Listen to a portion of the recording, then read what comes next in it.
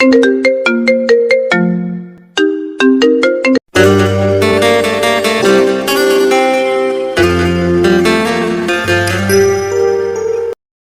নতুন ভালোবাসার গল্প পেতে আমাদের চ্যানেলটি সাবস্ক্রাইব করে পাশে থাকা বেল আইকনে ক্লিক করুন। ধন্যবাদ। দীর্ঘ 6 মাস পর আজ ভার্সিটিতে যাচ্ছি।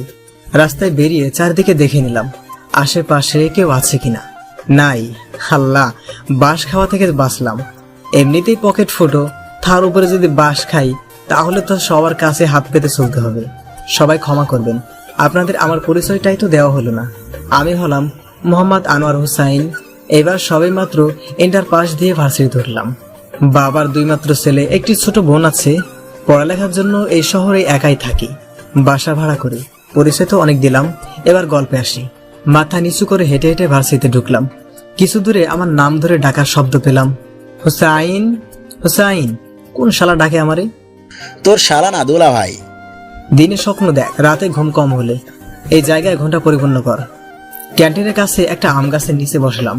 তারপর তৌফিক বলল, এতদিন যে জন্য ভার্সিটিতে আসিস নাই তা মন থেকে ঝেড়ে ফেলে দে, তুই নিজের মতো থাক। সেটাই ভাবছি। কিছুক্ষণ পর একটি মেয়ে আমার সামনে আসলো। ওই হুসাইনের বাচ্চা, তুই এতদিন ভার্সিটিতে আসিস নাই কেন? আসসালামু আলাইকুম আন্টি, কেমন আছেন? ওয়ালাইকুম আসসালাম। ওই কে রে তোর আন্টি? সরি, আপু কেমন আছেন? আলহামদুলিল্লাহ ভালো। তুই কেমন আছিস? আলহামদুলিল্লাহ ভালো। ক্লাস নাই? ক্লাসে যা, ফাঁকিবাজ। কিছু বললাম না। পরে তৌফিক বলল, যাচ্ছি আপু, একটু পরে। চোখ নাক লাল করে রাগে বিড়বিড় করতে করতে মেয়েটা চলে গেল। ডাইনি, ডাইনামাইট একটা, মনে হয় ফেটে যাবে। ঠিক বলছিস দোস্ত, এত রাগ, তোর অবস্থা তো শেষ। যার পাল্লায় পড়েছিস। সেটাই, কিভাবে যে বাঁচবো এর হাত থেকে প্রচন্ড ভয় করে। দেখলেন তো, এতক্ষণ যে মেয়েটা সম্পর্কে কথা হচ্ছিল সে আর কেউ নয়, আমার ভয়। নাম জান্নাত। একই ভার্সিটি থেকে মাস্টার্স করছে, ফাইনাল ইয়ার। ধনী পরিবারের মেয়ে, বাবা মায়ের আদরের মেয়ে, ভাইয়ের আদরের বোন। চল, অনেকদিন ক্লাস করি না, ক্লাসে যাই। আচ্ছা চল। ভালোভাবে ক্লাস শেষ করলাম। ক্লাস থেকে বের হয়ে, দোস্ত তুই একটু এখানে দাঁড়া, আমি 2 নাম্বার কাজ সেরে আসি। হঠাৎ হাতে টান অনুভব করলাম। ঘুরে দেখার আগেই ট্রেনে একটি রুমে নিয়ে কেউ আমার গলা টিপে ধরেছে। শ্বাস নিতে কষ্ট হচ্ছে, ছেড়ে দিন আমাকে। যা, ছেড়ে দিলাম। আপু আপনি? ওই কে তোর আপু? কেউ না, ছেড়ে দিন আমাকে। আগে বল, আর আপু বলবি? না না, আর বলবো না। মনে থাকে জানো, আরেকবার আপু বললে তোকে আমি খুন করব, তারপর জেলে যাব। জেলে যেতে হবে না। তুমি আমার নাম ধরে ডাকবে। এই কি করছেন, ছাড়ুন। কি করলেন এটা? ধুর, ভালো লাগে না। আমি আমার জিনিসে অধিকার খাটালাম। মানে কি বলছেন এসব? পাপ্পি দিয়ে সিল মারলাম। আপনি আর আমার সামনে আসবেন না। জান্নাত লজ্জা পেয়ে মাথা নিচু করে রইল। ছাড়িয়ে বাইরে বেরিয়ে আসলাম। মাথা ঘুরছে। যে জন্য এতদিন ভয়ে ভার্সিটিতে আসলাম না, সেই ভয় এখন পিছু পিছু তাড়া করছে। চল দোস্ত, আমার হয়ে গেছে। আচ্ছা চলো। বাসায় আসার পরে রান্না করলাম। তারপর খাওয়া দাওয়া করে বাড়িতে ফোনে কথা বলার পর বিছানায় শুয়ে আছি। আমার মাথায় শুধু 6 মাস আগের কথাই মনে পড়ছে, সাথে ভয় হচ্ছে। 6 মাস পূর্বের কথা। এইচএসসি পরীক্ষায় অনেক ভালো রেজাল্ট করে প্রথম ঢাকায় আসি একা ভর্তি পরীক্ষা দিতে। অবশ্যই ঢাকায় আমার অনেক আত্মীয় রয়েছে, কিন্তু কারো কাছেই যেতে মন চায় না। স্বাধীনতা বিনষ্ট হবে এই ভয়ে। রাতে একটি হোটেলে থাকতাম। সকালে ঘুম থেকে উঠে হলের দিকে যাচ্ছি ভর্তি পরীক্ষা দিতে। হঠাৎ 3-4 জন মেয়ে এসে আমার সামনে দাঁড়িয়ে কতক্ষণ আমাকে দেখলো, তারপর চারিদিক থেকে ঘিরে ফেললো। এখানে কি চান্দু, ভর্তি পরীক্ষা দিতে আসছো? এমনিতেই মেয়েদের থেকে 100 গজ দূরে থাকি, এখন তো সামনে। মাথা ঘুরছে চক্রার মারার মতো। ওই ওই কি ভাবছিস? হ্যাঁ জি না, না কিছু না। হ্যাঁ ভয় পেয়েছে। চান্দু মানিব্যাগ আছে, বের কর। জি আছে, কিন্তু বের করব কেন? আমি বলছি তাই বের করবি। দেখি দেখি। আমি কিছু বলতে পারছি না। মনে হয় কেউ মুখে সুপার গুলো লাগিয়ে দিয়েছে। মানিব্যাগ থেকে 200 টাকা বের করে মানিব্যাগটা ফেরত দিল। এই 200 টাকা তোর জরিমানা। কেন? আমার অপরাধ কি? গোপনে অপরাধটা বলা যাবে না। মেয়েগুলো টাকা নিয়ে কিছু দূরে থাকা ভিক্ষুকদের দান করতে লাগলো। দান করবে ভালো কথা, কিন্তু সেটা এভাবে অন্য কারো কাছ থেকে টাকা হাইজ্যাক করে। মনে মনে ভাবলাম। ভয়ে ভয়ে ক্লাসরুমে গেলাম। ক্লাসে যাওয়ার পর মাথা থেকে সব চিন্তা ফেলে একটা চিন্তায় রইল, কিভাবে এই ভার্সিটিতে চান্স পাবো, কিন্তু মনে ভয়টা এখনো আছে, পরীক্ষা শেষে কি করে আবার মেয়েগুলো। পরীক্ষা ভালোভাবেই দিলাম, বাহিরে বের হয়ে সেই মেয়েগুলোকে কোথাও দেখলাম না। বড় বাঁচা বাঁচলাম। হুসাইন, তুই এই জায়গায় পরীক্ষা দিস? না, ঘুরতে আসছি। এটা তো চিড়িয়াখানা, সব জীবজন্তু ঘোরাফেরা করছে, দেখো না। আরে অনেকদিন পর দেখা হলো, তোর হেয়ালি কথা এ জীবনে যাবে না? দেখতেই তো পাচ্ছ, এখানে সবাই পরীক্ষা দিতে আসছে। আবার জিজ্ঞাসা করতেছো কেন? তুই কি পুঁটি মাছের জ্ঞান নিয়ে ঘোরাফেরা করিস? মানে কি বলতে চাস? হ্যাঁ, শীতে খালে বাদ দিয়ে এক পাশে জাল পেতে অন্য পাশের পানিতে লাঠি দিয়ে বাড়ি দিলে পুঁটি মাছ উল্টা পথে দৌড় না দিয়ে লাফ দিয়ে শুকনো স্থানে ওঠে। তুই শালা সেই পুঁটি মাছ। তুই আমার যতই পচাও, আমি কিন্তু প্রতিদিন ফরমালিন খাই, আমি বুঝবো না। তুই আসলেই ফরমালিন। তোর ভাঙা রেডিও বন্ধ করে চল, বাইরে কিছু খেতে হবে। কিছু খাইনি সকালে। আচ্ছা চল যাই। কিছুদিন পর ভর্তি পরীক্ষার রেজাল্ট দিল। আমি ও তৌফিক দুজনে চান্স পেয়েছি। তৌফিক থাকবে ওর মামার বাসায়, আর আমি বাসা ভাড়া করে। বাসা ভাড়া পেতে অনেক কষ্ট করতে হয়েছে, ব্যাচেলর তো তাই। বাসায় সবকিছু ম্যানেজ করে পরের দিন ভার্সিটি যাওয়ার জন্য বের হলাম। কিন্তু গেটের কাছে যাওয়ার পর আবার সেই মেয়েগুলো আমার পথ আটকে দাঁড়ালো। আবার সেই মেয়েটা যে মানিব্যাগ নিয়েছিল। ওই মানিব্যাগ বের কর দ্রুত। কেন? আবার কি অপরাধ করলাম আমি? বের করতে বলেছি, বের কর। আমি ভয়ে ভয়ে মানিব্যাগ বের করলাম। মানিব্যাগটা চিলের মতো সৌ মেরে মানিব্যাগটা কেড়ে নিল। পরে 100 টাকার 5টা নোট বের করে বলল, আজ তোর অপরাধের পরিমাণ বেশি, তাই আজ 500 নিলাম। কি অপরাধ সেটা তো বলবেন। না, সেটা গোপনীয় বলা যাবে না। আরে টাকা নিব নাকি? না না, আমি আর কথা বলবো না। মনে থাকে যেন। আমি কোনো কথা বললাম না। সেই দিনের মতো আজও আমার কাছ থেকে নেওয়া টাকা ভিক্ষুকদের দান করে দিল। মেয়েগুলো চলে যাওয়ার পর, হুসাইন, তুই এখানে দাঁড়িয়ে কি করছিস? না কিছু না, চল। তোর মন খারাপ কেন? তেমন কিছু না, চল বলছি। পরে তৌফিককে সবকিছু বললাম। হয়তো বড় আপুরা র্যাগিং করছে। আরে তাহলে তো টাকা নিত না। ভাবিস না, একটু এড়িয়ে চললে ঠিক হয়ে যাবে। ঠিক হলেই ভালো, আল্লাহ জানে কি হয়। তারপর থেকে প্রতিদিন লেট করে ভার্সিটিতে যেতাম, এড়িয়ে চলা যাকে বলে, যার ফলে দেখা হতো না। এর মধ্যে বড় আপুগুলোর পরিচয় জানতে পেরেছি। সবাই আমার থেকে 6 বছরের সিনিয়র। হঠাৎ একদিন যেখানে বাঘের বাস সেখানে সন্ধ্যা হয়, এমনই ভার্সিটি গেট দিয়ে ঢুকতে যাব, সামনে দেখি হলুদ ড্রেস পরা বড় আপুর গ্যাংয়ের একজন দাঁড়িয়ে আছে। সে অন্য কেউ না, মানিব্যাগ ছিনতাইকারী জান্নাত। মনে হয় ভয়ে কলেজা পর্যন্ত ঠান্ডা হয়ে গেছে। হলদে পাখির ন্যায় ডানা উড়িয়ে সামনে এসে দাঁড়ালো। যেহেতু সে আমার সিনিয়র আপু, তাই সালাম দিলাম, আসসালামু আলাইকুম আপু। ওয়ালাইকুম আসসালাম। ঠাস ঠাস 2 গালে 2টা বাস পড়লো। একে তো ভয় পাই, তার উপরে আবার থাপ্পড় খেলাম। তাই মাথা নিচু করে আছি, মনে হয় চোখ দিয়ে আগুন বের হবে। ওই কে তোর আপু? আপনি আমার সিনিয়র, তাই তো আপু বলছি। আজ থেকে আমার নাম ধরে ডাকবি। আমার নাম ইফাতুল জান্নাত, আমাকে জান্নাত বলে ডাকবা। সূর্য আজ কোন দিক দিয়ে উঠলো, চারিদিকে তাকিয়ে মনে মনে ভাবছি, তুমি বলে ডাকছে, ব্যাপার কি? ডালমে কুছ কালা হে, বিড়বিড় করে বললাম। মানিব্যাগ আজ কথা বলা শেষ করতে দিলাম না, মানিব্যাগ এগিয়ে দিলাম। আজ তোমার কাছ থেকে টাকা নিতে চাইছিলাম না, যেহেতু মানিব্যাগ বের করেছো তাই 100 টাকা নিলাম। তাও ভালো, বড় ধরনের অর্থদণ্ড থেকে বাঁচলাম। আজ তোমার অপরাধের পরিমাণ কম, তাই। এবারে জান্নাত আপু একটা মুচকি হাসি দিয়ে চলে গেল। অন্যদিনের মতো আমার থেকে হাইজ্যাককৃত টাকা ভিক্ষুকদের দিল, সাথে সে নিজের থেকে কিছু টাকা দিল। খেয়াল করলাম যতই দূরে যাচ্ছে হৃদয়ের কেমন একটা টান অনুভব হয়, মনে হয় ভয়ের কারণে। দৌড়ে আসার পরেও ক্লাসে লেট হয়ে গেল। স্যারের কাছে অনুমতি নিয়ে ঢুকলাম।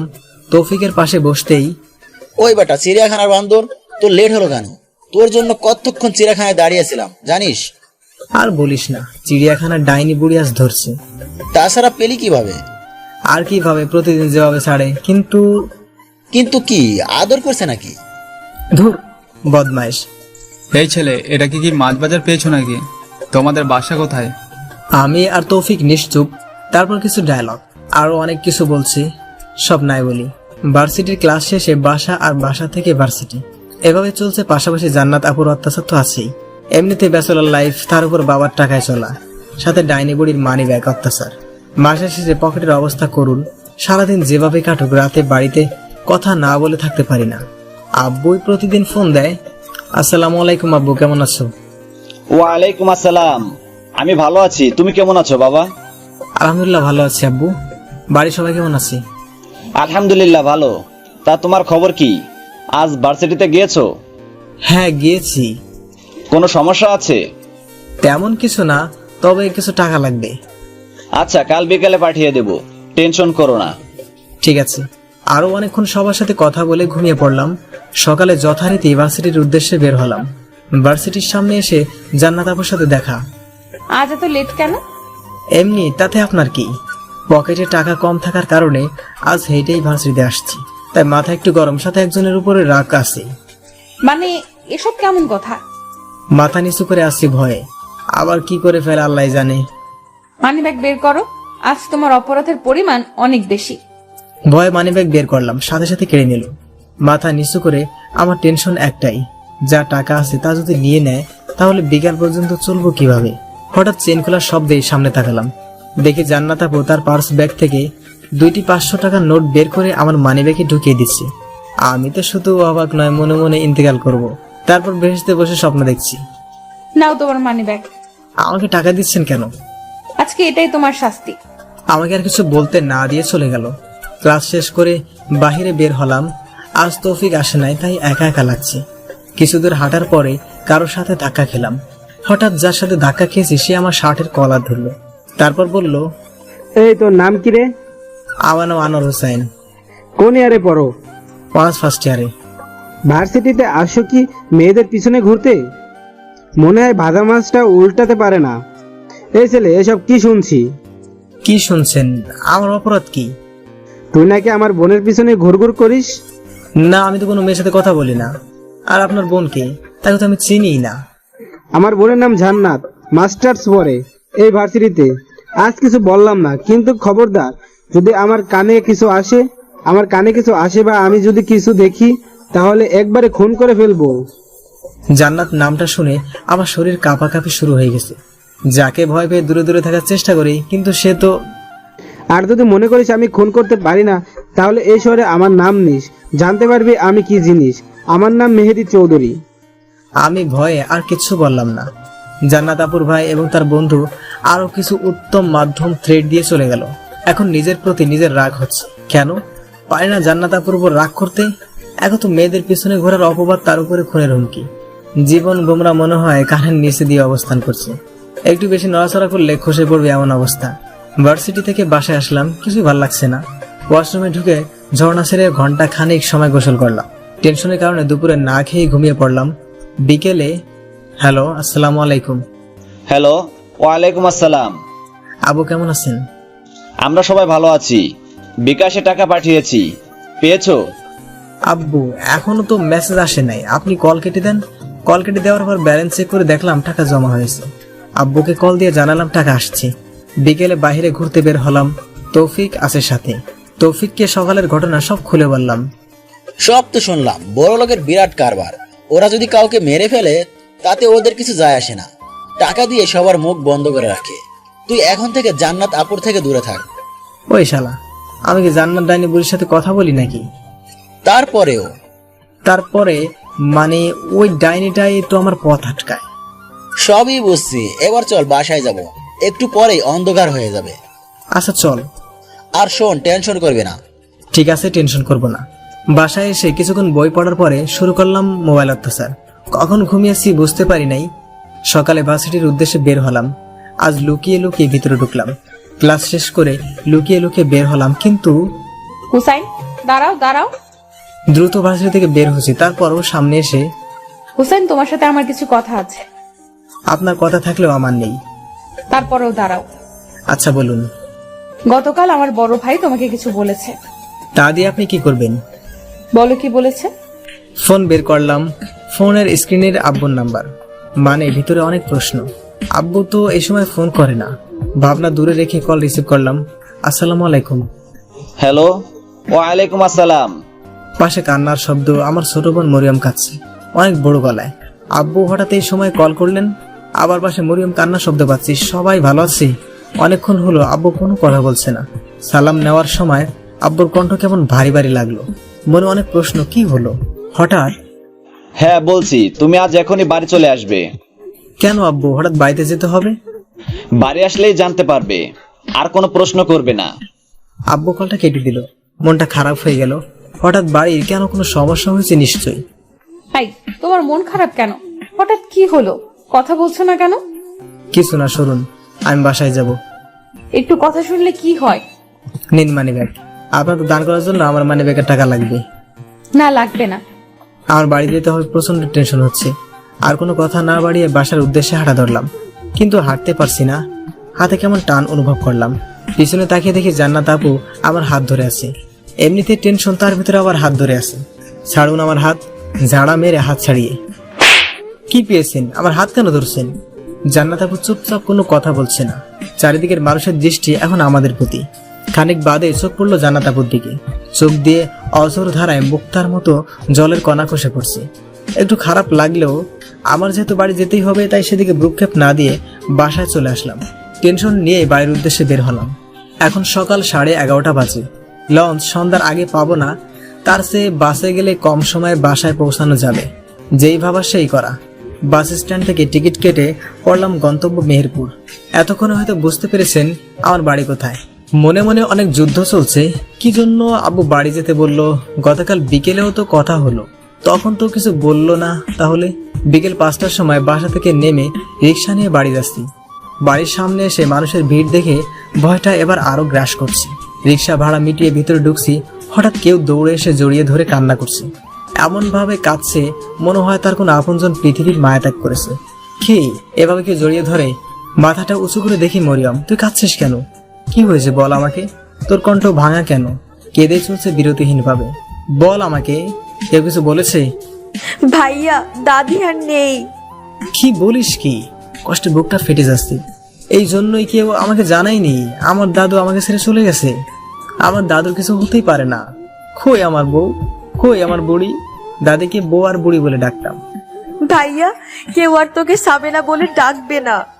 আমি দাদিকে বউ ডাকতাম, আর দাদি স্বামী না ডেকে শর্ট করে শামেলা বলে ডাকতো। ভাইয়া, আমি এখন কার সাথে রাতে ঘুমাবো? ভাইয়া, কে আমাকে গল্প শোনাবে? আমি বংশের বড় নাতি, আমাকে নিয়ে সবাই মেতে থাকতো। দাদি তো আমাকে ছাড়া কোথাও যেত না। সেই দাদি আমাকে ছেড়ে চলে গেল। কেন গেলাম? ঢাকা। চোখ দিয়ে ফোটা ফোটা কষ্ট বের হচ্ছে। দাদি, তুমি তো বলছিলে আমাকে সাহেব হতে হবে, আর তুমি আমার বেগম হবে। নাতবো, আসলেও তুমি আমার বেগম থাকবে। তুমি তো আমাকে জোর করে ঢাকাতে পড়াইতে পাঠাইছো। ঘরে ঢুকে আমার চোখ পড়লো দাদির নিথর দেহের দিকে। আমাকে কেউ ধরে রাখতে পারছে না। কেঁদে কেঁদে দাদির দিকে যাচ্ছি। হোসাইন বাবা, একটু শোনো। তুই যদি এত ভেঙে পড়িস তাহলে মরিয়ামকে কে সামলাবে? মামা তো ঠিকই বলেছে, মরিয়মকে কি সামলাবে। মামা, মরিয়ম কই? আমার কাছে নিয়ে আসো। ভাইয়া, আমি মরিয়ম, মরিয়ম, কি হয়েছে? সকাল থেকেই কেঁদে যাচ্ছি, কিছু খায়নি, তাই হয়তো জ্ঞান হারিয়েছে। চোখের পানি ছিটিয়ে মরিয়মের জ্ঞান ফেরালাম। এই বুড়ি, আর কাঁদবি না। ভাইয়া। আব্বু দূর থেকে আমাদের দেখছে, কিন্তু কাঁদছে না, হয়তো মনের ভিতরে ঝড় বইছে। সন্ধ্যায় দাদিকে পারিবারিক কবরস্থানে রেখে এসেছি। বাড়ির সামনে বন্ধুদের সাথে কথা বলছিলাম, হঠাৎ বাড়ির ভিতরে কান্নার আওয়াজ পেয়ে ভিতরে গেলাম। দেখে আব্বু সারাদিনের কান্না ধরে রাখতে না পেরে মামা বলে ডাকছে আর কাঁদছে। আব্বু, এভাবে কেঁদো না, কাঁদলে কি দাদি ফিরে আসবে? আমার মনের ভিতরে কষ্ট, তবুও থামানোর চেষ্টা করেছে। কোনো কথাতেই থামছে না, কেউ পারছেও না কান্না থামাতে। কোনো উপায় না পেয়ে চারিদিকে মরিয়মকে খুঁজছি। মরিয়ম, এদিকে আয়। আব্বু, আজ থেকে এটা তোমার মা। মরিয়মকে এগিয়ে দিয়ে। মা, আমার মা। আব্বুর কান্না দেখে মরিয়ম জোরে জোরে কাঁদছে। মরিয়মের কান্না দেখে আব্বু কান্না বন্ধ করে মরিয়মকে থামানোয় ব্যস্ত। 2 দিন পরে দাদির নামে মিলাদ অনুষ্ঠানের আয়োজন করা হয়। আমি অনেক কেঁদেছি, কিন্তু লুকিয়ে লুকিয়ে। যে জায়গায় যাই সে জায়গায় দাদির মুখটা ভেসে আসে। দাদির মৃত্যুর 41 দিনের মাথায় আবার মিলাদ পড়ানো হয়। সবাই এখন মোটামুটি স্বাভাবিক আচরণ করছে। হুসাইন, তোমার সাথে একটু কথা ছিল। হ্যাঁ আব্বু, বলেন। বাবা, যে যাবার সে তো যাবেই। আল্লাহর সৃষ্টি সকলকে মৃত্যুর স্বাদ ভোগ করতে হবে। আমি চাই তুমি তোমার দাদির ইচ্ছা পূরণ করো। আচ্ছা আব্বু, কয়েকদিন পরে ঢাকা চলে যাব। কিছুদিন যাবৎ কেমন যেন মাঝে মাঝে মাথা ঘোরে, খাবার তেতো লাগে, রাত্রে জ্বর আসে। আমার শরীরের অবস্থা খারাপ দেখে হাসপাতালে ভর্তি করানো হয়েছে। অনেকগুলো টেস্ট করে ডাক্তার জানালো আমার জন্ডিস হয়ে টাইফয়েড জ্বরে রূপান্তরিত হয়েছে। দাদির মৃত্যু, টাইফয়েড, আরো বিভিন্ন কারণে ঢাকায় যেতে পারিনি। আজ রওনা করছি। আমার যাওয়ার কথা শুনে সবাই কাঁদছে, একজনকে সামলানো যাচ্ছে না, সে আর কেউ না, আমার আদরের ছোট বোন মরিয়ম। অনেক বুঝে বাসা থেকে বের হয়ে আমি বাড়ির সামনে আসলাম। দাদির কবর জিয়ারত করে পিছনে ঘুরে আব্বুকে জড়িয়ে ধরলাম। পাশে আব্বু এবং মরিয়ম দাঁড়িয়েছিল। আমি আম্মুকে জড়িয়ে টপ টপ করে চোখের পানি ফেললাম। আম্মু মরিয়মকে কখনো একা ছাড়বে না, ও তো দাদির সাথে বেশি থাকতো, তবে সবসময় তোমার সাথে রাখবে। আমি সেটা বুঝি, তোকে বলতে হবে না। সবার কাছ থেকে বিদায় নিয়ে মরিয়মের কাছে আসলাম। দুই গালে হাত দিয়ে মুখটা উঁচু করে কপালে চুমো দিলাম সাথে। তারপর বললাম, সবসময় আব্বু আমার কথা শুনবি, আর প্রতিদিন স্কুলে যাবি, ভালোভাবে পড়াশোনা করবি, ঠিক আছে? আচ্ছা ঠিক আছে, তুমি সাবধানে যাবে। মরিয়মের সাথে কথা বলে আর পিছনে না তাকিয়ে রিক্সা উঠলাম। আজ লঞ্চে যাব, তাই বিকেলে রওনা করছি। পরের দিন তৌফিককে কল করলাম। তৌফিক, আমি ঢাকা আসছি, বিকেলে একটু বাসায় আসবি। বিকেলে? আচ্ছা ঠিক আছে, আসবো বিকেলে। শোন, অনেকদিন ভার্সিটিতে যাই না, এতদিন কি পড়ানো হয়েছে জানি না। নোটসগুলো যদি কালকে দিতি তাহলে ভালো হতো। এইভাবে বলছিস কেন? তুই বললেই তো নোটস গুলো হাজির করে দিতাম। আচ্ছা রাগ করিস না, কালকে ভার্সিটিতে যাব। ভুলেও ভার্সিটির কথা মুখে আনিস না। কেন, কি হয়েছে? শালা, আমি এতদিন কি জ্বালাইছিলাম তা আমি নিজেই জানি। জান্নাত আপু তো তুই বাড়ি যাওয়ার পর থেকে জিজ্ঞাসা করছে তুই কোথায়, আসবি কবে। প্রথম তোর দাদির কথা বলে পার পেতাম, এখন তো প্রতিদিন যথারীতি হুমকি দেয়। কি হুমকি দেয়? কি বলছে তাহলে শোন। ওই তৌফিকের বাচ্চা হোসাইন কই, আসবে কবে, সত্য করে বল, না হলে তোরে কুচি কুচি করে কেটে ডাস্টবিনে ফেলে রাখবো। আর হুসাইনের যদি পাই, ওরে আমি কাঁচা চিবিয়ে খাবো। কোন রাক্ষসীর পাল্লায় পড়লাম দোস্ত? তাই তো বলি, আপাতত তোর ভার্সিটিতে যেতে হবে না, যা নোটস লাগবে আমি এনে দেবো, পরিস্থিতি বুঝে তারপরে ভার্সিটিতে যাবি। আচ্ছা তাই করব। ভয় থেকে লুকিয়ে লুকিয়ে কাটিয়ে দিলাম অনেকটা দিন। হঠাৎ একদিন বিকেলে তৌফিক বাসায় আসলো। দোস্ত, একটা দুঃসংবাদ আছে। কি বল তাড়াতাড়ি। তুই যেটা ভাবছিস সেটা নয়। শালা বনিতা না করে তাড়াতাড়ি বল। আসলে আজ ভার্সিটির নোটিশ বোর্ডে দেখলাম 50% উপস্থিতি না থাকলে ফর্ম ফিল আপ করতে দিবে না। শালার এতদিন ছিলাম ট্যামের উপর, এখন বিস্ফোড়া। কি বলছিস উল্টা পাল্টা? বিস্ফোড়া পেকে গেছি, কিছু একটা তো করতেই হবে। ফাটিয়ে ফেল। শালা মজা নাও, আমি বাঁচিনি আমার জ্বালায় আরো হাসছি।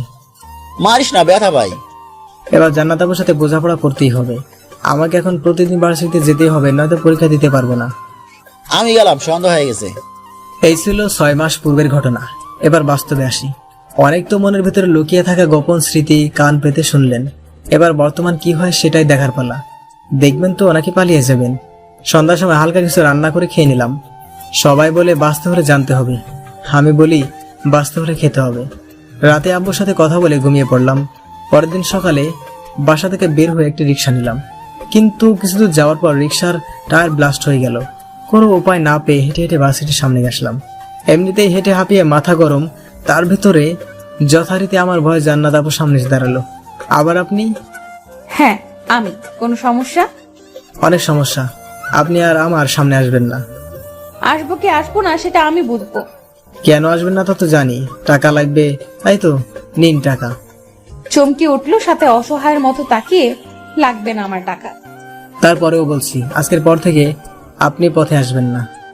আসবো। আসলে কি করবি তুই?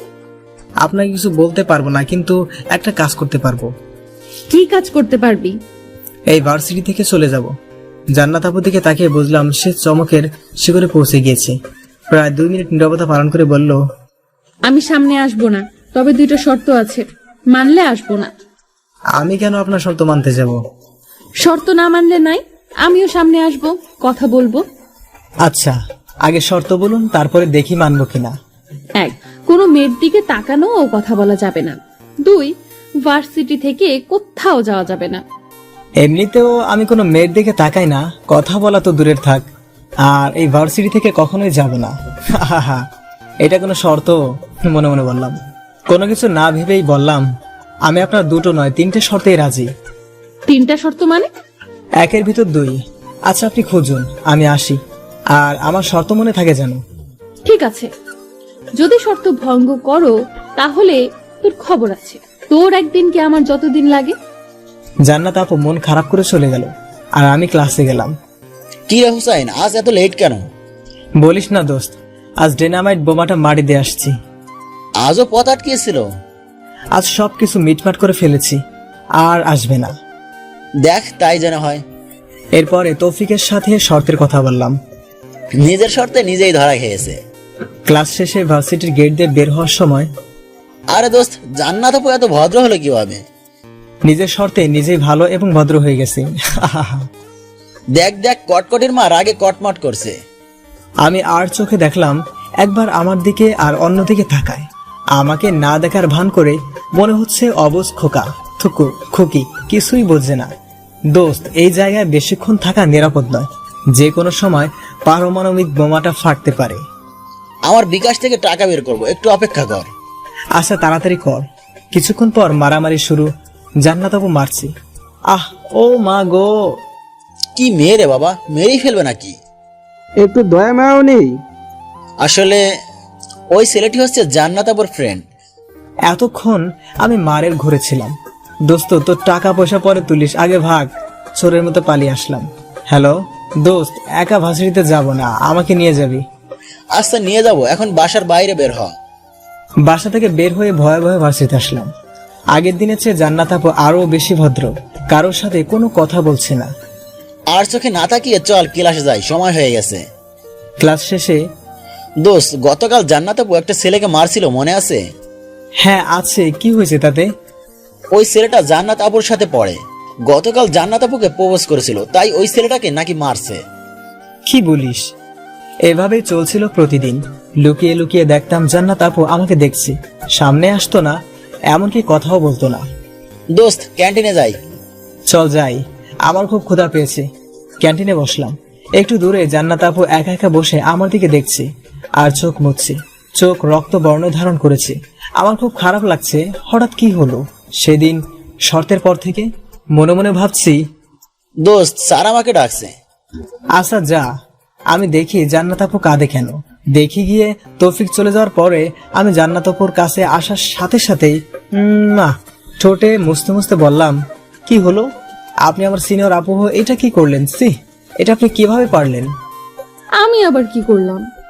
আহা, এখন কিছুই বোঝে না, দুধের ধোয়া তুলসীর পাতা। আমার ঠোঁটে চুমু দিলেন কেন?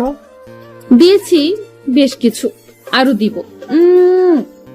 মাথা ছাড়াতে পারছি না, এত শক্ত করে মাথা চেপে ধরেছে, মনে হচ্ছে শ্বাস বন্ধ হয়ে মারা যাব। আহ, আরো লাগবে বাবু? ছাড়া পেয়ে জোরে শ্বাস নিচ্ছি। আপনি আপনার দেয়া শর্ত ভঙ্গ করলেন। আমি কোনো শর্ত ভঙ্গ করিনি। তাহলে এগুলো কি ছিল? আমি তো তোমার কাছে আসিনি, এসেছো তুমি। সেটা না হয় ভুল হয়েছে, তাই বলে আপনি সিনিয়র আপু হয়ে আমাকে জড়িয়ে ধরে ঠোঁটে চুমু খাবেন? খেয়েছি, বেশ করেছি, আরো খাবো। সি সি আপু। আমি শর্তের দিন মনে মনে একটা সিদ্ধান্ত নিয়েছিলাম, যেদিন তুমি আমার জন্য কষ্ট পাবে, আমার কাছে আসবে, সেদিন আমি তোমায় আপন করে নিব। আমি তো আপনার কাছে আসিনি। তাহলে এতক্ষণ আমার কাছে এসে কেন বললে আমি কাঁদছি কেন? আমার কান্না থামাতে বললে কেন? ওটা তো আপনি একা একা বসে কাঁদছিলেন, তাই দেখে খারাপ লাগছে, তাই আপনার কান্না থামাতে বললাম। I love you, I really love you. একে তো শর্ত ভঙ্গ করছেন, তার উপরে এসব বলছেন আমি থাকবো না আর এই ভার্সিটিতে। না না, আমি আর বলবো না। আপনার কোনো কথাই আমি বিশ্বাস করি না। ঠিক আছে, আমার কোনো কথা বিশ্বাস করতে হবে না। এটা তো বিশ্বাস করো, আমি এই ভার্সিটিতে আর 1 মাস আছি। জানি। আর 1 মাস পর চলে যাব, ঠিক আছে? কোনো কথা না বলেই আমার জায়গায় এসে বসলাম। তৌফিক ফাঁকি বাসটা এখনো আসে না কেন? কাজের কথা বলে প্রিন্সিপালের রুমে গেল। আর কতক্ষণ বসে থাকবো ক্যান্টিনে? ওই কালা বান্দর শালা এতক্ষণে আসার সময় হলো। কি করব, প্রিন্সিপাল ব্যস্ত ছিল তাই লেট হয়েছে। জান্নাত আপু চলে গেছে। ওই নামটা আমার সামনে আর নিবি না। কেন, আবার কি করলো? কি করেনি সেটা বল। আর তো 1 মাস, তারপর গায়ে হাওয়া লাগিয়ে ঘুরিস। চল এখন। চলেন মশাই। 1 মাস ভার্সিটি আসতে যেতে সময় হয়ে গেছে। কয়েকদিন যাবৎ লক্ষ্য করছি জান্নাত আপু বারবার সামনে আসে, কিন্তু কোনো কথা না বলে মুচকি হাসি দিয়ে চলে যায়। আজ জান্নাত আপুর বিদায় নিয়ে চলে গেছে, সাথে আমার ভয়টাও অনেক ক্লান্ত থাকার কারণে সন্ধ্যায় ঘুমিয়ে গেছে। আম্মু আসসালামু আলাইকুম। ওয়ালাইকুম আসসালাম। আম্মু কেমন আছো? বাড়ির সবাই কেমন আছে? হ্যাঁ, সবাই ভালো আছে। একটা কথা শোন, আমার চাচাতো ভাইয়ের মেয়ে বিদেশ থেকে এসে তোর ভার্সিটিতে ভর্তি হবে। বাবা একটু সাথে থাকিস। আম্মু ঠিক আছে, থাকবো। আমার নাম্বারটা দিয়ে দিও। আচ্ছা। আমরা মধ্যবিত্ত হলেও আম্মুর বাবার বাড়ির সবাই অনেক টাকাওয়ালার মালিক। রাতে একটি আননোন নাম্বার থেকে কল আসে। জানতে পারি আম্মুর কাছ থেকে নাম্বার পেয়েছি। পরের দিন ভার্সিটিতে আসতে বলে কল কেটে দিলাম। সকালে সমানভাবে বিভিন্ন প্রসাধনী মেখে ভার্সিটির সামনে গেলাম। এমনিতে কিছু মাখি না, কিন্তু আজ নতুন কারোর সাথে দেখা করতে যাব, তাই যাতে খ্যাত না বলে। অনেক খোঁজার পরে পেলাম। দেখতে মাশাল্লাহ, চোখ ফেরানো যায় না, মুখ থেকে কোনো কথা বের হচ্ছে না। হ্যালো, আমি সিদ্ধাতুল মুনতাহা। আমাকে মুনতাহা আপু বলে ডাকতে পারো। মুনতাহা আপু কেন ডাকবো? কারণ আমার ডাক নাম মুনতাহা, আর আমি তোমার সিনিয়র। ওহ, এত সিনিয়র আপুরাই কেন আমার ভাগ্যে পড়ে? জুনিয়র কি আদৌ জুটবে না? আচ্ছা, জান্নাত আপু তো তাকে আপু বলতাম, দেখে সে রেগে যেত। সে আমাকে জান্নাত বলে ডাকতে বলতো, তাহলে কি সে আমাকে সত্যি সত্যি ভালোবাসে? এই ছেলে, কি ভাবছো?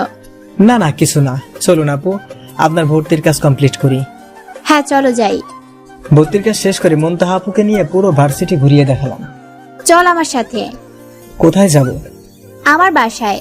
বাবা আমার থাকার জন্য নতুন ফ্ল্যাট কিনেছে, সেটা গোছাতে একটু সহযোগিতা করবে। কোনো কথা না বলে মুনতাহা আপুর সাথে বাসায় চলে আসলাম। গাড়ি থেকে নেমে হাঁটছি বাসার ভিতরে ঢোকার জন্য, কিন্তু একটা বিষয় মনে খসখস করছে। কেউ একজন আমার দিকে দেখছে। চারিদিকে তাকিয়ে দেখতে পেলাম না। মুনতাহা আপুর ফ্ল্যাট গুছিয়ে দিয়ে দুপুরে তার বাসায় খেয়ে বিকেলে বাসায় আসলাম। পরের দিন যথারীতি ভার্সিটিতে আসলাম। মুনতাহা আপুর সাথে তৌফিকের পরিচয় করিয়ে দিলাম। তারপর তৌফিকের কাজের কথা বলে চলে গেল। সময় কাটানোর জন্য আমি এবং মুনতাহা আপু বসেছিলাম। আজও মনে হচ্ছে কেউ পিছনে আছে, কেউ আমাদের ফলো করছে। তাহলে কি মুনতাহা আপু কাউকে সন্দেহ হওয়ার কারণে পিছনে দেখলাম? দূরে কেউ একজন আমাদের দেখছে, একটা ছেলে। কেউ কি মুনতাহা আপুর পিছু নিয়েছে? আসতেও পারে, তার বাবা অনেক সম্পদশালী। তাছাড়া সে দেখতে মাশাল্লাহ চাঁদের পরীর মতো, খে সফট তার অধর। আমি কি ভাবছি? আপু চলো বাসায় যাব। আর একটু থাকি, ভালোই তো লাগছে। একটু বসার পরে আমি মুনতাহা আপুকে তার বাসায় রেখে আমাদের বাসা থেকে যাচ্ছি, কিন্তু আবারও কি আমাকে ফলো করছে। পিছনে ঘুরে দেখি সেই ছেলেটা আমার পিছনে। ভয়ে শরীর থেকে ঘাম ঝরছে। আমাকে সে মারবে না তো? কেন আমাকে ফলো করছে? উল্টা পাল্টা অনেক কিছু ভাবলাম। ভাবতেই ভাবতেই বাসার ভিতরে ঢুকে গেলাম। ভয়ে ভয়ে নির্ঘুম রাত পার করছি। সকালে ভার্সিটির সামনে আসার পর সেই ছেলেটির সাথে আরো কয়েকটা ছেলে আমার সামনে দাঁড়ালো। এই তুই দাঁড়া, তোর সাথে কথা আছে। আমি কিছু করিনি, আমাকে যেতে দিন। তোর সাথের মেয়েটার নাম কি? তা দিয়ে কি করবেন? যেটা জানতে চাইলাম সেটা বল, নয়তো তোর কপালে খারাপই আছে। মুনতাহা। তোর কি হয়? আপু হয়, মামাতো বোন। যা হয় হোক, ওর থেকে 3 হাত দূরে থাকবি, নয়তো তোকে ভ্যানিশ করে দিব। আমার আপুর সাথে আমি থাকবো। তোকে কি বলি কানে যায় না, নাকি মারের প্রয়োজন? আমি তো ঘেমে শেষ, মানে জ্ঞান হারালাম ভয়ে। জ্ঞান ফিরে দেখি আমি বাসায়। মানে আমি এতক্ষণ ঘুমিয়েছিলাম। চারিদিকে হালকা আলো চোখে পড়ছে। ঘড়ির দিকে চোখ পড়লো 5:30, মানে সকাল। এতক্ষণ আমি স্বপ্ন দেখছি। স্বপ্ন আবার সত্যি হবে না তো? ভার্সিটি যাচ্ছি, আজ ভয়ের পরিমাণ অনেক বেশি স্বপ্নের কারণে। ভার্সিটিতে পৌঁছে সামনেই ছেলেটাকে দেখতে পেলাম। তখনই, হুসেইন, বাসায় আসলি না কেন? ঘুম থেকে উঠতে লেট হয়েছে তাই। বুঝলাম, ফোন তো দিতে পারতি। এমনি দেইনি। চল ক্যান্টিনে যাব, সকালে কিছু খাইনি। ছেলেটার দিকে তাকিয়ে দেখলাম চোখ বড় বড় করে আমাদের দিকে দেখছে। আমার মনে শুধু স্বপ্নের ভয়। ক্যান্টিনের কাছে তৌফিকের সাথে দেখা। হোসাইন, কখন আসলি? অনেকক্ষণ হলো গেটের কাছে ছিলাম, চল ক্যান্টিনে যাই। আচ্ছা চল। ক্যান্টিনে বসার পরে একটি মেয়ে আসলো। মেয়েটি বলল, হ্যালো, আমি মিতু। হাই, আমরা তৌফিক, মুনতাহা আর হুসাইন। আপনার নাম কি? তা হবে কেন, আমার নাম হুসাইন। তাহলে যে বললেন আমি হুসাইন, বললেন যে? আমি বাদ দিয়ে শুধু হুসাইন সবাই একসাথে হেসে দিল। তা তুমি কোন ইয়ারে পড়ো? আমি ফার্স্ট ইয়ারে পড়ি। আপনারা? আমরা সেকেন্ড ইয়ার। মুনতাহা আপু 4th ইয়ার। আসলে আমি নতুন, তাছাড়া কোনো বন্ধু নাই, তাই আপনাদের সাথে পরিচিত হতে আসলাম। আমাদের সাথে কথা বলতে গেলে আপনি আপনি করতে পারবে না, তুমি করে বলতে হবে। আচ্ছা বলবো। দোস্ত, আজ আমাদের ডিপার্টমেন্টে নতুন লেকচারার আসবে। শুনলাম সে নাকি অনেক স্ট্রিক্ট। চল ক্লাসে যাই, নয়তো প্রথম দিন আমাদের না আবার শুলে চড়ায়। নতুন লেকচারার পুরুষ নাকি মহিলা তা জানি না। চল যাই। আপু, আমরা ক্লাসে গেলাম। মিতু, গেলাম। মিতু তৌফিকের দিকে তাকাতেই তৌফিক লজ্জায় মাথা নিচু করে ক্লাসের দিকে হাঁটা ধরল। ব্যাপার কি, আজ এত লজ্জা? কিছু না, ছেলেদের লজ্জা থাকতে নেই। আসলে আমি মিতুর উপর ক্রাশ খেয়েছি। আবার লজ্জা পাচ্ছিস? শালা ক্রাশ নামক পোকাটা খাওয়ার আগে তোমার লজ্জা কোথায় ছিল? ক্রাশ পোকা মানে? কিছু না, চল ক্লাসে যাই। দোস্ত, আমাকে একটু সহযোগিতা করবি? তা তোকে বলতে হবে না, চল। ক্লাসে এসে নতুন লেকচারার এর অপেক্ষায় বসে আছি, সবার দৃষ্টি দরজার দিকে। হঠাৎ প্রিন্সিপাল স্যারের সাথে একজন মহিলা বোরকা পরে ভিতরে প্রবেশ করলো। এই হলো তোমাদের নতুন লেকচারার মিস জান্নাত চৌধুরী। হ্যালো ম্যাম, অনেকেই বলল। হ্যালো, আমি তোমাদের ইংলিশ লেকচার দিব। তোমরা ক্লাস করো, আমি আসি। শুরু করা যাক। জি ma'am. Hey you, what's your name? My name is MD Anwar Hossain. ও, সে business and communication rules. Ma'am, হঠাৎ প্রশ্ন করবে বুঝতে পারিনি, তাই একটু অপ্রস্তুত হয়ে পড়লাম। পারবে না? ভার্সিটি আসো কি মেয়েদের দেখতে নাকি ঘুরতে আসো? ম্যাডাম, হোসাইন এরকম ছেলে না। তোমাকে সাফাই গাইতে হবে না। জি ম্যাম। আর তুমি দাঁড়িয়ে থাকো, ক্লাস শেষ করে আমার সাথে দেখা করবে। জি ম্যাম। ক্লাস শেষ করে নতুন ম্যাডামকে খুঁজছি, অবশেষে তার ক্যাবিনের সামনে গিয়ে, may I coming ma'am? Yes, coming, sit down. না, ঠিক আছে ম্যাম। তোমাকে বসতে বলেছি, বসবে। সারা ক্লাস টাইম তো দাঁড়িয়েছিলে। আচ্ছা ম্যাম, বসছি। তুমি কোথাও ইংলিশ প্রাইভেট পড়ো? জি না ম্যাম। কাল থেকে আমার কাছে ইংলিশ পড়বে। ম্যাম, আমি হ্যাঁ বা না বলতে বলিনি, আমি পড়তে বলেছি মানে পড়বে। হঠাৎ ম্যাম দাঁড়িয়ে গেলেন, আমার চেয়ারের কাছে এসে দাঁড়ালেন। সকালে ক্যান্টিনে মেয়েদের দেখলাম তোমার সাথে কথা বলছে, ওরা কারা? সেটা আপনাকে কেন বলবো? আপনি আমার টিচার, কিন্তু সেটা শুধু ভার্সিটিতে, বাইরে নয়। বলতে বলেছি মানে বলবে। ভয়ে একটু সরে দাঁড়ালাম। ম্যাম, একজন 4th ইয়ারে পড়ে, আরেকজন 1st ইয়ারে। তাহলে তুমি বড় আপু আর ছোট আপুদের সাথে প্রেম করে বেড়াও? কি বলছেন ম্যাম? মুনতাহা আপু আমার মামাতো বোন, আর মিতু আমার ছোট বোনের মতো। তাহলে আমি কি? ধাক্কাটা জোরে দেওয়ার কারণে দেওয়ালের সাথে ঠেকালাম। ম্যাম, ম্যাডাম আস্তে করে মুখোশ করে ফেললো। কিছু বলার আগেই আমার দুই সাইডে 2 হাত দিয়ে আটকে দিল। জান্নাত আপু, আপনি? কেন, অন্য কাউকে আশা করেছিলে? আমি ছাড়া তোমার উপরে কারো অধিকার নেই। কি করছেন? ছাড়েন আমাকে। আর কোনো কথা বলতে দিল না, তার 2 ঠোঁট দিয়ে আমার ঠোঁট আটকে দিল। চুমুতে চুমুতে ভরিয়ে দিল। প্রায় 10 মিনিট পর আমাকে ছাড়লো। ছাড়া পেয়ে শ্বাস নিতে কষ্ট হচ্ছে। শ্বাস নিতে পারছি। জান্নাত আপু আমার অবস্থা দেখে আর থাকতে পারলেন না, আবারও তার ঠোঁট আমার ঠোঁটের সাথে মিশিয়ে তার নিঃশ্বাসে আমার ভিতরে দিতে লাগলেন। 5 মিনিট পর আমাকে ছাড়লেন। এখন আমি মোটামুটি স্বাভাবিক। কি করলেন? এটা আমাকে মেরে ফেলবেন নাকি? হাত দিয়ে মুখ চেপে ধরে বললেন, জীবনে আর মরার কথা বলবে না। তোমার কিছু হলে আমার কি হবে? ধুর। আর দাঁড়িয়ে না থেকে বাসার উদ্দেশ্যে বের হলাম। পরের দিন ভার্সিটির ক্লাস শেষে পিয়ন দিয়ে নতুন ম্যাডাম জান্নাত আপু আমাকে ডেকে পাঠালেন। না গেলে অনেক অত্যাচার করবে, এই ভয়ে তার ক্যাবিনে গেলাম। আসবো ম্যাডাম? আসো, তোমার বই বের করো। আপনার কাছে পড়বো না। বসো এখানে। তুমি পড়বে না, তোমার ঘাড় পড়বে। অনিচ্ছা সত্ত্বেও বই খুলে পড়ছি। কিছুক্ষণ পর জান্নাত আপু এটা ওটা বুঝিয়ে দিচ্ছি। পড়া শেষে উঠে আসবো, তখন দাঁড়াও। ভয় দাঁড়ালাম। জান্নাত আপু কাছে এসে আমার গালে হাত দিয়ে বলছে, ভালো করে পড়ো। মনে হয় জান্নাত আপু ভালো হয়ে গেছে। আর শর্তের কথা যেন মনে থাকে। কিছু না বলে বের হয়ে গেলাম। পরের দিন ভার্সিটি গিয়ে ক্লাস করে বাইরে মুনতাহা আপুকে দাঁড়িয়ে থাকতে দেখলাম। মুনতাহা আপু বায়না করলো সে আমাকে না নিয়ে মার্কেটে যাবে না। না করতে পারলাম না। মার্কেটিং করে মুনতাহা আপুকে বাসায় দিয়ে আসতে গেলাম।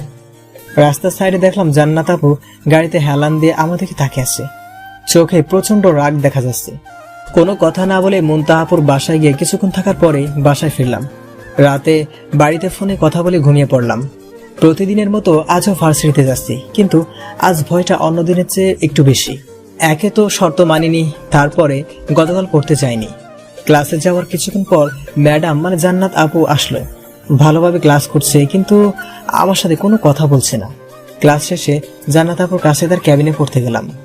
আমি পড়ছি, সে মাঝে মাঝে বলে দিচ্ছে, আমি কিন্তু তার কেয়ারিং অনেক মিস করছি। পড়া শেষে ভার্সিটির গেটে আসার পরেই রিক্সা নিয়ে বাসায় যাচ্ছি। হঠাৎ সেই ছেলেটা রিক্সা দাঁড় করালো। কোনো রিক্সা পাচ্ছি না, লিফট দেওয়া যায়? কেন নয়, উঠুন। কোনো কিছু না ভেবেই বললাম। কিছু দূর যাওয়ার পরে কেমন মাথা ঘুরছে, চোখে ঝাপসা দেখছি। পড়ে যেতে গেলে ছেলেটা আমাকে ধরে ফেললো, চোখ বন্ধ হয়ে গেল। চোখ খুলে নিজেকে একটি বন্ধ কবরে রুমে আবিষ্কার করলাম। চারদিকে চোখ বুলিয়ে নিলাম, বুঝলাম আমাকে কেউ কিডন্যাপ করেছে। সেই ছেলেটি করেনি তো। ভয়ে গলা শুকে বাস কাঠ হয়ে যাচ্ছে। স্বপ্ন দেখছে না তো? নিজেকে একটু চিমটি কেটে দেখি, না, স্বপ্ন নয়, বাস্তব। খসখস শব্দের কারণে দরজার দিকে চোখ গেল। একটি লোক ভিতরে ঢুকেছে, কেমন একটু চেনা চেনা লাগছে। এগুলো খেয়ে নাও। আপনি কে? আমাকে এখানে আটকে রাখছেন কেন? সবকিছু জানতে পারবে, আগে খেয়ে নাও। আমি খাবো না, আমাকে যেতে দিন। না খেলে তোমার শরীর অসুস্থ হবে, আমার কি? কাজ শেষ না হলে যেতে পারবে না। আপনাদের টাকা চাই তাই তো? আমার আব্বুর নাম্বার নিয়ে ফোন করুন, যত টাকা লাগবে চেয়ে নিন, কিন্তু আমাকে যেতে দিন। আমার ম্যাডামের যত টাকা আছে তা দিয়ে তোমাদের 1000 বার কেনাকাটা। কে হতে পারে?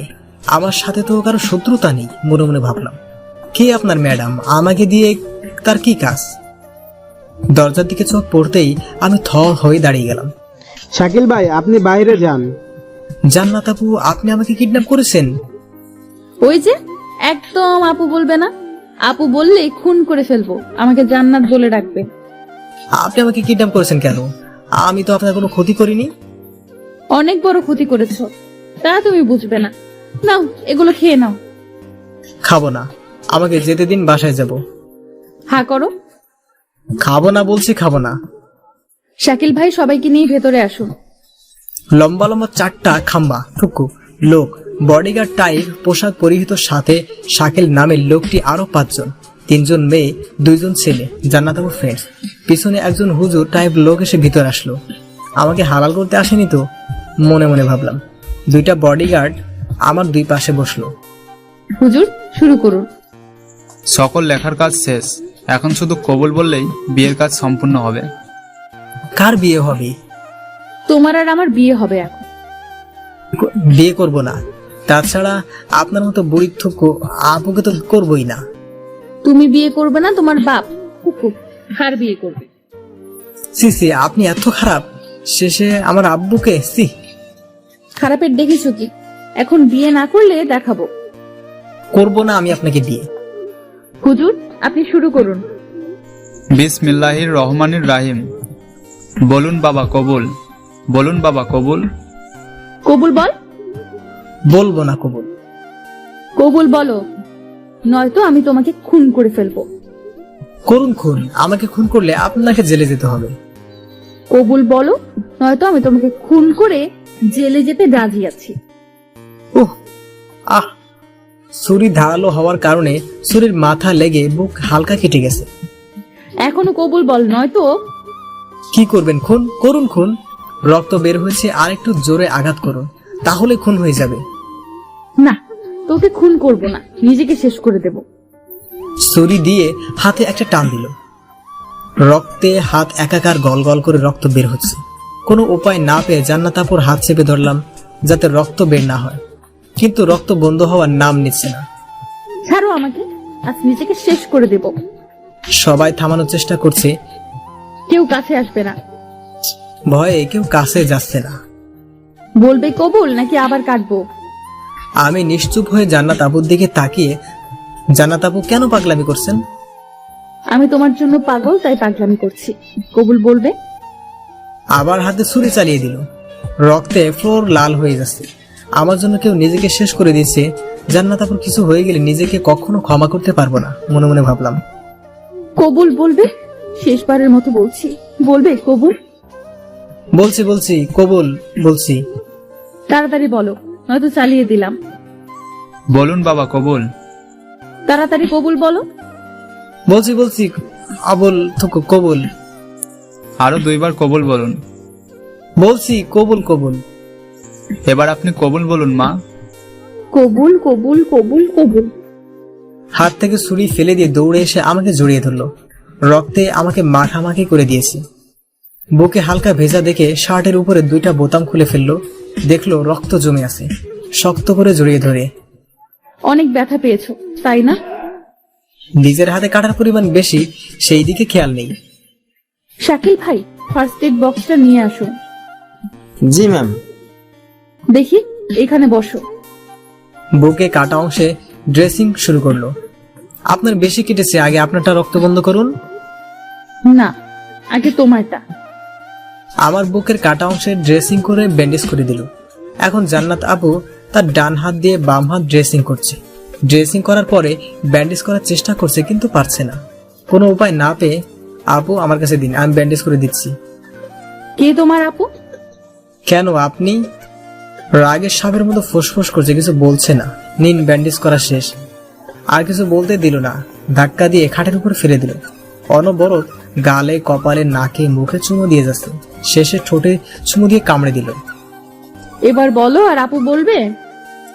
আপনি তো আমার সিনিয়র, 6 বছরের বড়। আপনাকে আপু বলবো না তো কি বলবো? কেন, বউ বলবে, কারণ আমি তোমার বিয়ে করা বউ। আপনি আমার জোর করে বিয়ে করেছেন, আমি এই বিয়ে মানি না। আমার ভালোবাসা দিয়ে আস্তে আস্তে সব মানিয়ে নিব। তাছাড়া আমি কোনো কাজ করি না, আপনাকে আমি কি খাওয়াবো? আমার আব্বু আম্মু শুনলে কত কষ্ট পাবে জানেন? আমি আছি তো, সব সমস্যা আমি সমাধান করব, আর তোমাকে কোনো কাজ করতে হবে না। জান্নাত আপু, তারপরেও আমি এই বিয়ে মানতে পারবো না। আবার আপু বলছো? জান্নাত বলো। আচ্ছা বলছি জান্নাত, কিন্তু আমি এই বিয়ে মানতে পারবো না। তুমি কি চাও আমি নিজেকে শেষ করে দেই? না না, আমি এই বিয়ে মানবো। ছুরি ফেলে দিয়ে জড়িয়ে ধরলো। আর কোনো দিন যদি এসব কথা বলো তাহলে আমার লাশ পাবে। এত ভালোবাসেন আমাকে? আমার জীবনের চেয়ে বেশি। হুম। তুমি তো কিছু খাওনি, চলো খাবে। না, আমি কিছু খাবো না। হা করো। জোর করে খাওয়াই দিল। চলো আমাদের বাসায় যাব। কেন? আপনার বাসায় কেন? বাসার কেউ জানে না আমি তোমাকে বিয়ে করেছি, জানাতে হবে। তাছাড়া আব্বুর দোয়া নিতে হবে না। আমি যেতে পারবো না, আপনি যান। যাবে কিনা বলো, নয়তো নিজেকে। আচ্ছা যাব। সবসময় হুমকি, সবসময় হুমকি। সামনে কি হবে মনে মনে ভাবলাম। ভয়ে ভয়ে জান্নাতের বাড়ির দিকে ঢুকছি। জান্নাত আমার হাত ধরে টেনে নিয়ে যাচ্ছে। এ তো বাড়ি নয়, রাজপ্রাসাদ। দাঁড়াও, এই ছেলেটি কে? বাবা, ও হুসাইন, তোমাদের জামাই। কি, তুমি আমাদের না জানিয়ে বিয়ে করেছো? আসলে বাবা, এই মুহূর্তে ছেলেকে আমার বাসা থেকে বের করে দাও। এই কে, কোথায় আছিস? দারোয়ান, দারোয়ান। বাবা আমি ওকে ছাড়া থাকতে পারবো না। এই ছেলে, বের হও আমার বাড়ি থেকে। জান্নাতের হাত ছাড়িয়ে বের হয়ে যাওয়ার জন্য চেষ্টা করছি, কিন্তু জান্নাত আমার হাত ছাড়ছেই না। বাবা, হুসাইনকে যদি বের করে দাও তাহলে আমিও এই বাড়ি ছেড়ে চলে যাব। তুমি আমার মেয়ে হয়ে এই কথা বলতে পারলে? তুমি যদি এই ছেলেকে ছাড়তে না পারো তাহলে আমি তোমাকে ত্যায্যপুত্র করব। তুমি আমার প্রপার্টির কোনো কিছুই পাবে না। বাবা, তুমি এই কথা বলতে পারলে? আমি না তোমার আদরের প্রিন্সেস? এই তোমার ভালোবাসা বাবা? বের হয়ে যাও আমার বাড়ি থেকে। দারোয়ান, এদের আমার বাড়ি থেকে ঘাড় ধাক্কা দিয়ে বের করে দাও। বাবা, বেরিয়ে যাও আমার বাড়ি থেকে। তোমাদের আমি যেন আমার বাড়ির আশেপাশে না দেখি। জান্নাত আপু, আপনি থাকুন, আমি চলে যাই। আমার জন্য আপনাদের ভিতরে সমস্যা কেন করবেন? চুপ, একদম চুপ, আর একটা কথা বলবে না। জি স্যার। গার্ডের আসলো। এদের ঘাড় ধাক্কা দিয়ে বের করে দাও। জি স্যার। তোমরা পারবে না, তাহলে আমি বের করছি। জান্নাতের মা এতক্ষণ ধরে চুপ করে আছে, কিছু বলছে না। স্বামীকে অনেক ভয় পায়। জান্নাতের বাবা আমার শার্টের কলার এবং জান্নাতের হাত ধরে টানতে টানতে বের করে দিয়ে দরজা আটকে দিল। বাবা, তুমি এটা কিভাবে করলে বাবা? উঠুন, আপনি এখানে থাকলেই পারতেন। তুমি আবার কথা বলছো? আমি আর আপনার সাথে খেলবো না, আমার সব খেলনা ফিরিয়ে দেন। তা কেন খেলবে না? আপনি আমাকে সবসময় ধমক দেন, তাই। ওলে আমার পিচ্চি জামাইটা রাগ করেছে। এখন আপনি কোথায় যাবেন, কোথায় থাকবেন? কোথাও যাব না। তাহলে কি এখানে, মানে রাস্তায় থাকবেন? কেন, তুমি যেখানে থাকবে আমিও সেখানে থাকবো। না, আপনাকে আমার সাথে নেব না। তুমি আমাকে তোমার সঙ্গে নিতে বাধ্য, কারণ আমি তোমার বিয়ে করাবো। আমি এই বিয়ে মানতে পারবো না। জান্নাত আপু দৌড়ে রাস্তার মাঝখানে চলে গেল। কি করছেন? আমি তোমাকে ছাড়া বাঁচতে চাই না। কিছুক্ষণ ভেবে, ঠিক আছে আপনি আমার সাথে থাকবেন, কিন্তু আমি যেখানে থাকি সেখানে আপনাকে নিয়ে থাকা যাবে না। কেন? তুমি থাকতে পারলে আমি কেন পারবো না? কারণ যারা থাকে সকলেই ব্যাচেলর। আচ্ছা, আগে তোমার বাসায় চলো, তারপর নতুন বাসা বের করা যাবে। আসুন আমার সাথে। একটা সিএনজি নিয়ে বাসার সামনে আসলাম। এতক্ষণে সন্ধ্যা হয়েছে। বাসার ভিতরে ঢুকে বাড়িওয়ালার ফ্ল্যাটে গেলাম। পরিচয় করিয়ে দেওয়ার পর বাসা ছাড়ার কথা বললাম। যেহেতু তোমরা বিবাহিত, রাত তো হয়ে গেল, আজ আর বাসা কোথায় পাবে, তাই বলছিলাম আজ এখানেই থাকো, কাল বাসা খুঁজে অন্য বাসায় উঠবে। আপনাকে অনেক ধন্যবাদ। আমি ঠিক একই কথা বলতে চাইছিলাম। ধন্যবাদ দেওয়ার কি আছে, তাছাড়া বুঝতেই তো পারছো এখানে 1 তলা থেকে 5 তলা পর্যন্ত অফিস হিসেবে ভাড়া দেওয়া হয়। 6 তলাতে আমরা থাকি, 7 থেকে 10 তলা ব্যাচেলার এবং স্টুডেন্টদের ভাড়া দেওয়া হয়। আমি সবকিছুই জানি। তোমাকে নিয়ে তো আমার কোনো টেনশন ছিল না, তুমি তো একা থাকতে, কিন্তু এখন তো তুমি একা নও। তারপরে বলবো যেখানে থাকো ভালো থাকো। আচ্ছা, আপনারাও ভালো থাকবেন। কোথায় যাচ্ছ নতুন বৌমাকে নিয়ে? রাতের খাবার খেয়ে তারপরে উপরে যাবে। জোর করেই রাতের খাবার খাওয়ালো। তারপরে আমার রুমে 8 তলায় যাচ্ছি। লিফটে উঠলাম। লিফটে কয়েকজন সিনিয়র ভাই ছিল। তারা আমার দিকে, জান্নাত আপুর দিকে লোলুপ দৃষ্টিতে তাকিয়ে আছে। শালা তোর বোনের দিকে তাকিয়ে আছো, মনে চায় কোম্পানির বদমাইশগুলোরে লিফটের জানলা দিয়ে নিচে ফেলে দিই। থুকু, লিফটের তো জানলা থাকে না। লিফটের 8 তলায় থামার পর সামনে কয়েকজন সমবয়সী এবং জুনিয়র ভাইদের সাথে দেখা। তোমাদের ভাবি। ভাই, আপনি বিয়ে করেছেন? আমাদের একটু জানালেন না? আমি নিজেই জানি না আর তোমাদের। তালা খুলে জান্নাত আপুকে ভিতরে নিয়ে গেলাম। যান, ফ্রেশ হয়ে আসুন, ওই রুমে যান, ওখানে ওয়াশরুম আছে। তুমি ফ্রেশ হবে না? আমি অন্য ওয়াশরুম ব্যবহার করছি। ফ্রেশ হয়ে আসার পরেই। আমি এখন কি পরবো? কেন? আপনার পরনে যা আছে সেগুলোই পরে থাকুন। আপনি তো কিছু আনেননি। আমার পরনের জামা কাপড় ভিজে গেছে, আমি এখন কি পরবো? একটা বুদ্ধি আছে। কি বুদ্ধি? তাড়াতাড়ি বলো। আপনি আমার শার্ট প্যান্ট পরতে পারেন। কি? আমি তোমার শার্ট প্যান্ট পরবো না, কখনো না। তাহলে আর কি করা, এভাবেই থাকুন। না, এভাবে থাকলে আমার ঠান্ডা লেগে যাবে। কি করব, আমার এখানে তো মেয়েদের কোনো পোশাক নেই, আর এত রাত্রে বাইরে যাওয়া যাবে না। আচ্ছা, তোমার শার্ট প্যান্ট দাও। একটি শার্ট এবং প্যান্ট দিলাম, নিয়ে অন্য রুমে চলে গেল। হুসাইন, প্যান্ট পরতে পারছি না। এখন কি করব? কিছু একটা করো। আরেকটা বুদ্ধি আছে, লুঙ্গি। পরবে লুঙ্গি? লুঙ্গি? ছি, শেষ পর্যন্ত লুঙ্গি? না পড়লে নাই, এভাবে থাকেন। আমার জলিতে তো মাথায় অনেক বুদ্ধি আছে। আচ্ছা, দাও তোমার লুঙ্গি। দরজা হালকা একটু ফাঁকা করে লুঙ্গি নিল। লুঙ্গি নেওয়ার সময় হাতে হালকা একটু টাচ লাগায় জান্নাত আপু কেঁপে উঠলো। খেয়াল করলাম জান্নাত আপুর কাঁপুনি আনমনে আমার হৃদয় টাচ করে ফেলল। দরজা হালকা ফাঁকা করে শার্ট এবং লুঙ্গি পরে লুঙ্গি ডান্স দিতে দিতে না হেঁটে হেঁটে সামনে এসে দাঁড়ালো। আমি অবাক হয়ে তাকিয়ে আছি। এই প্রথম জান্নাত আপুকে দেখে আমার হৃদয়ে টান অনুভব করছি। আমার সামনে একজন লুঙ্গি পরি দাঁড়িয়ে আছে। আপনাকে তো লুঙ্গিতে দারুণ লাগছে। লজ্জায় মাথা নিচু করে জান্নাত আপু নিজের এক পা দিয়ে অন্য পা চিমটি কাটছে। আমার চোখ আটকে আছে জান্নাত আপুর পায়ে। তার পায়ের আঙ্গুল, পায়ের নখ, পায়ের গোড়ালি আমাকে আকর্ষণ করছে, যেন সকল সৌন্দর্য পায়ে লুকিয়ে আছে। কিন্তু একটা কিছুতে অসম্পূর্ণ লাগছে। কি দেখছো? আপনার পা দেখছি। জান্নাত আপু লজ্জায় পাকা টমেটো হয়ে যাচ্ছে। ঘুরে আমার রুমে চলে গেলাম, সাথে সাথে বেরিয়ে আসলাম। এই চেয়ারটায় বসুন। চেয়ারে বসলো, হাঁটু গেড়ে তার সামনে বসলাম। পাটা দেখি। না না, আমার পা তোমাকে ধরতে হবে কেন? পা জোর করে ধরে বুকের সাথে লাগালাম। কি করছো কি? পকেটে হাত দিয়ে অসম্পূর্ণ জিনিসটা 2 ভাই পরিয়ে দিলাম। পা 2টা হাতে নিলাম। বারবার টাচ করার ফলে জান্নাত আপু কেঁপে কেঁপে উঠছে। জান্নাত আপু পাটা সরিয়ে নিল। আমার ঘোর কেটে গেল। একটু দূরে সরে, আপু আমি সরি, আসলে জোকের বসে কি করে ফেললাম। তুমি কেন সরি বলছো? আমার উপর, আমার প্রাণের উপর, আমার দেহের প্রতিটি অঙ্গ প্রত্যঙ্গের উপর তোমার অধিকার রয়েছে। কি বলছেন এসব? আমি যা বলেছি তার চুল পরিমাণ কথাও মিথ্যা নয়। আমি শুধু তোমার। তারপরেও আমি তো এই বিয়ে। তুমি আবার এসব কথা বলছো? কথা না বাড়িয়ে বেলকনিতে চলে আসলাম।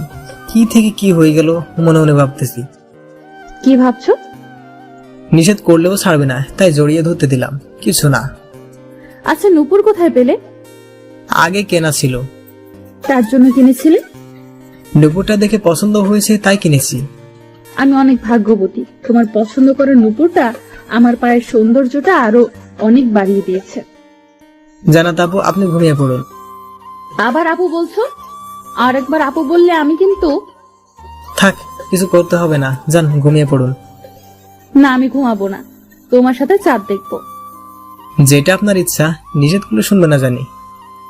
আচ্ছা, আজ আমাদের জীবনের গুরুত্বপূর্ণ কি জানো? কি আবার? কিছুই তো না। আজ আমাদের বাসর রাত। ধ্যাৎ, এই 8 তলায় তো একটা বাসও নেই, তাহলে কিসের বাসের রাত? বাসর রাত। এভাবে কেন বললে? কিভাবে বললাম? চলো ঘুমাবে।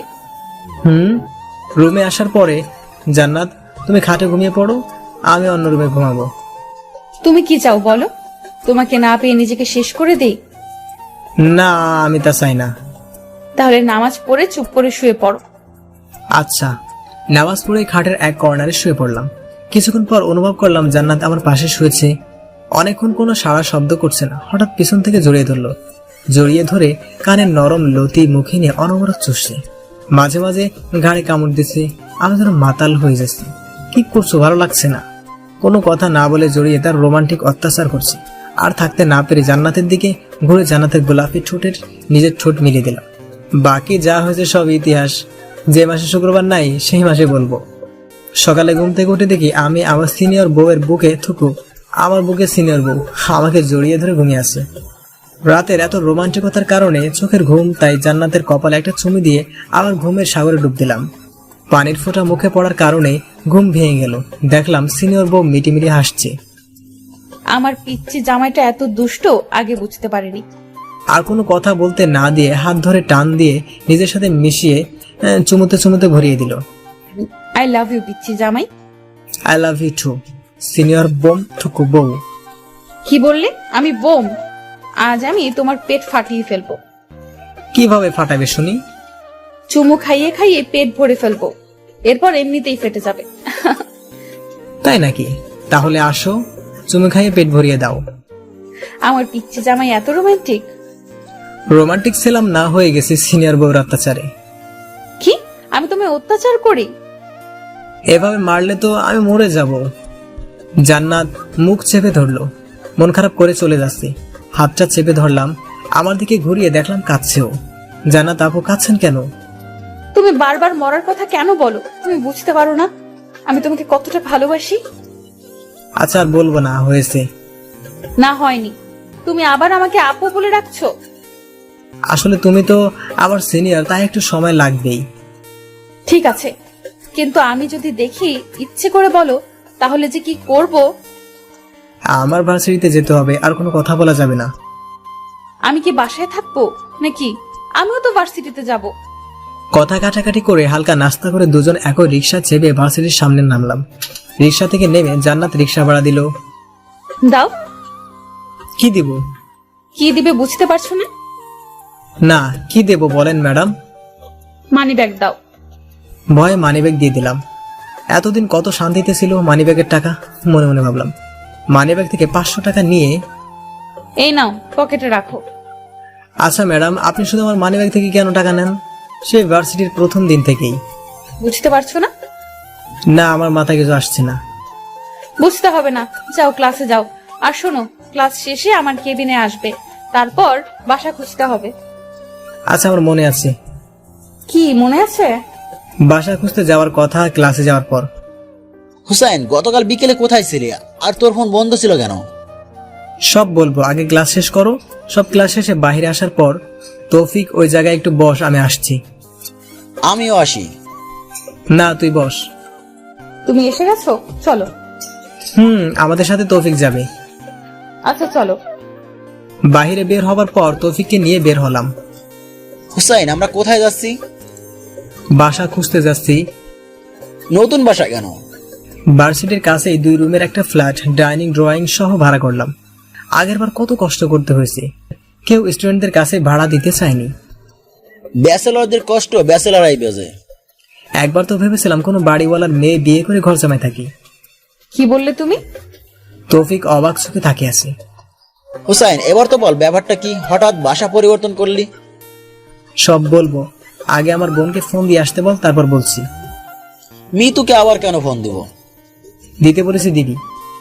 মিতু আসার পরে আমরা একটা রেস্টুরেন্টে গেলাম। আমি আর ম্যাডাম এক পাশে, অন্য পাশে মিতু আর তৌফিক। দোস্ত এবার বল তো। ম্যাডাম ম্যাডাম আর আমি হাজবেন্ড ওয়াইফ। তৌফিক আর মিতু অবাকের চরম সীমায় পৌঁছেছে। দুজনে হা করে আছে। মুখ বন্ধ কর তোরা, মুখে মাছি ঢুকবি। কি বলছিস? যা শুনছো তাই। মেশিন নষ্ট নাকি, ব্যাটারি লাগবে? মস্করা বাদ দিয়ে বল কিভাবে কি। তৌফিক ও মিতুকে সব বললাম। ভাইয়া আমাদের একটু জানালেন না? নিজেই তো জানতাম না। তৌফিক ও মিতুকে ট্রিট দিয়ে আমি ও আমার ম্যাডাম বউ নতুন বাসায় উঠলাম।